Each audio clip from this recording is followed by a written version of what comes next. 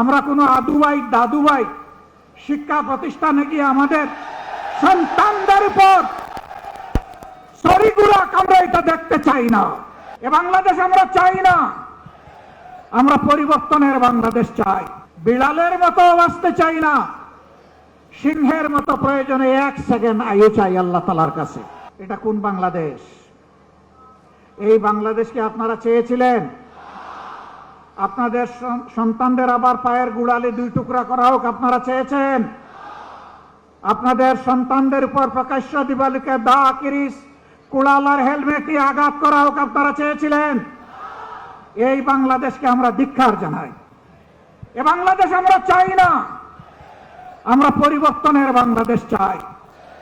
যেই বাংলাদেশে শিশু যখন ঘর থেকে বের হবে, কিশোর যখন বের হবে, যুবক যুবতীরা বের হবে, আমার মা বোনেরা বের হবে, তখন কারো বুক দরু দরু করে কাঁপবে না।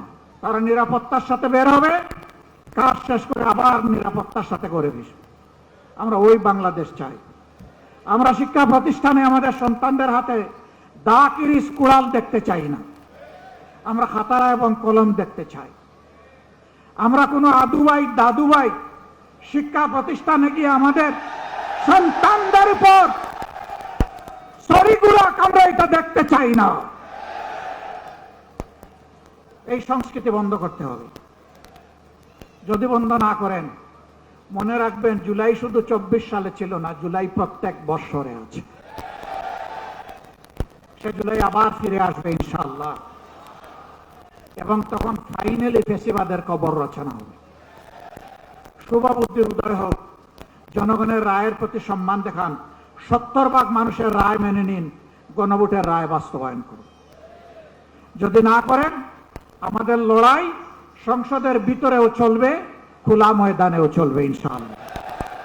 এবং আল্লাহর পর ভরসা করে বলতে পারি, এই লড়াইয়ে জনগণের বিজয় হবে ইনশাআল্লাহ। আমরা আপনাদের কাছে কথা দিয়েছি আগে, এখনো কথা দিচ্ছি। আমার সহযোদ্ধারা যেমন বলেছেন, ইনশাআল্লাহ আগামীর লড়াইয়ে জাতির প্রয়োজনে সামনের সারিতে থেকে আমরা যুদ্ধ চালিয়ে যাব। আমাদের জীবনটা আল্লাহর জন্য, মানবতার জন্য, দেশের জন্য, জাতির জন্য। আল্লাহ যদি কবুল করেন, গর্বিত শহীদ হয়ে দুনিয়া থেকে বিদায় নিব ইনশাআল্লাহ। গতকালকে এই জায়গায় আরেকটা সমাবেশ ছিল, পরিষ্কার বলেছি, সিগালের মতো 100-1000 বছর বাঁচতে চাই না, বিড়ালের মতো বাঁচতে চাই না, সিংহের মতো প্রয়োজনে 1 সেকেন্ড আয়ু চাই আল্লাহ তাআলার কাছে। ওইটাই গর্বের। ইনশাআল্লাহ জনতার বিজয় হবে। আমরা নিরাশ নই, আমরা গভীর আশাবাদী। এ বাংলাদেশ পাল্টাবে, নতুন বাংলাদেশ গড়া হবে ইনশাআল্লাহ।